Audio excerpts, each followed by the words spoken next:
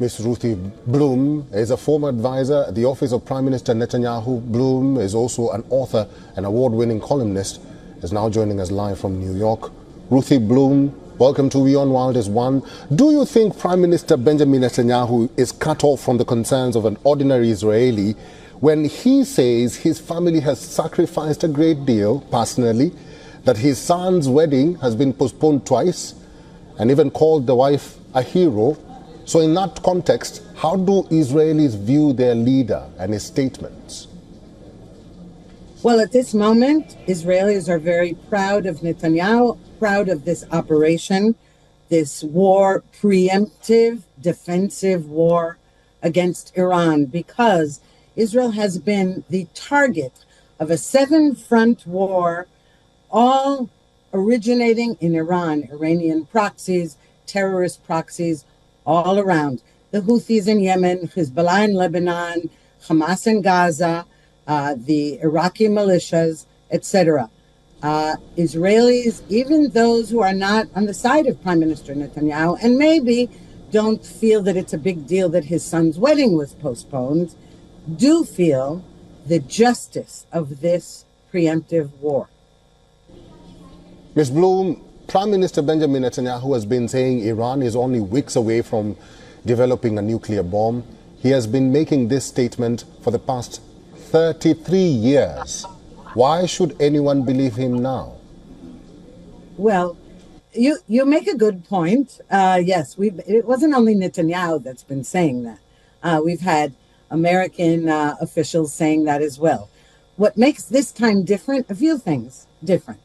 One is that Israel has been preparing for this for many, many years, both operationally and in terms of intelligence, etc. We saw in 2018, for example, that the Mossad infiltrated Tehran and retrieved an entire archive, nuclear archive of the regime and its plans, its nuclear plans. That's one thing. And that spurred President Trump in his first term to rip up the nuclear deal that President Obama had signed.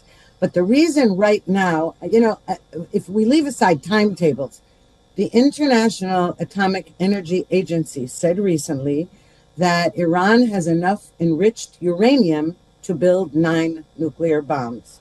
So this is why I believe that Netanyahu said, okay, the time is running out. And he and President Trump coordinated to the following extent. President Trump said, you do what you have to do to protect your country's interests, and I'll do what I have to do to protect my country's interests. Sometimes they overlap, sometimes they're separate.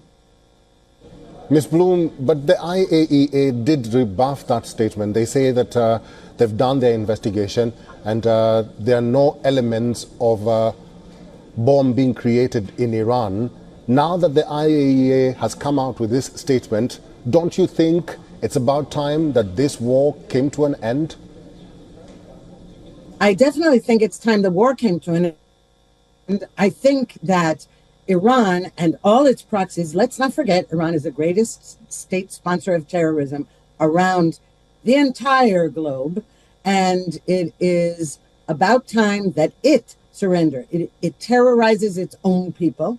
It has an iron fist on the Middle East.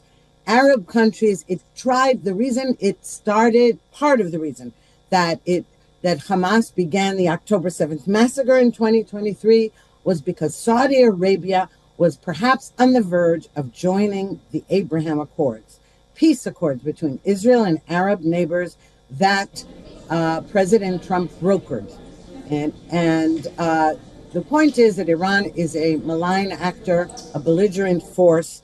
And the trouble with Grassi is that over the years, his agency has said one thing and its opposite. And one of the things we do know is that Iran never really let inspectors into any of its sites.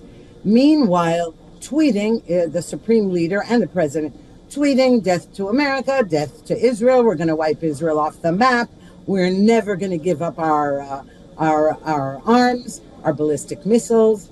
So, you can believe what you want to believe, but this war is a just war. It's good versus evil. That's the way I see it. And I know that that's the way Netanyahu sees it. All right. Miss Ruthie Bloom, thank you very much for giving us time and for talking to WION World is One today. We'll have to leave it there. Thank you so much for having me.